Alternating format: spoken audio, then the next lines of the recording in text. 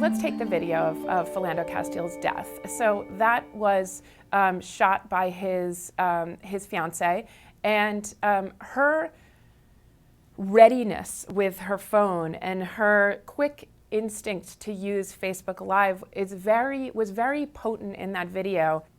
People may remember that she is watching her fiancé bleed to death and at the same time calling out to two entities to witness her. The first is God, and the second is Facebook. So she wants our witness. The purpose that we as users, as responsible users, as humane users of the internet have, our responsibility is to bear witness in that way. Not to experience it ourselves so much as to testify to the fact that it happened. To serve as a massive jury of peers who give credence to the experience of other people.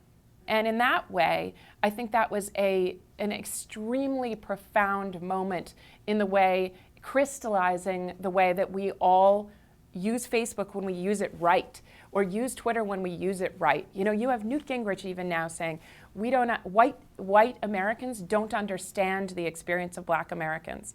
And that chasm, that gap in understanding, has been one that the internet is in large part responsible for. That there's a huge vocabulary, there's a set of symbols, there's what I think of as an idiom set, but also a testimony about experience that we weren't, of each of us in different dialects, that we weren't allowed or we didn't have access to communally share.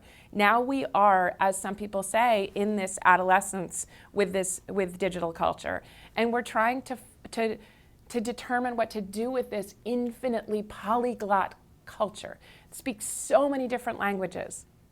I was reading, because why not? I was reading Henry James's account of being at Ellis Island at the beginning of the last century, and his horror at what he calls the teeming and squirming masses flooding into New York, which now we would see as politically appalling, as a level of disgust that goes hand in hand with certain antiseptic, right-wing, nativist thinking, especially coming from a waspy, Henry James figure, mirrors almost exactly the vocabulary that people use when they describe Twitter, when they describe YouTube comments.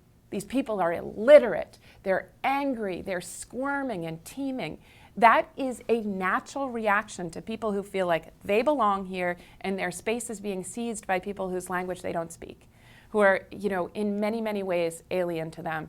But the internet shows us over and over again, and the billions of us who use Facebook know that exposure is not only necessary, but good for us, It's exposing our immune system to tests over and over, to different memes that confront our bodies the way microbes do, and raise our immune system, ask us to be more robust citizens.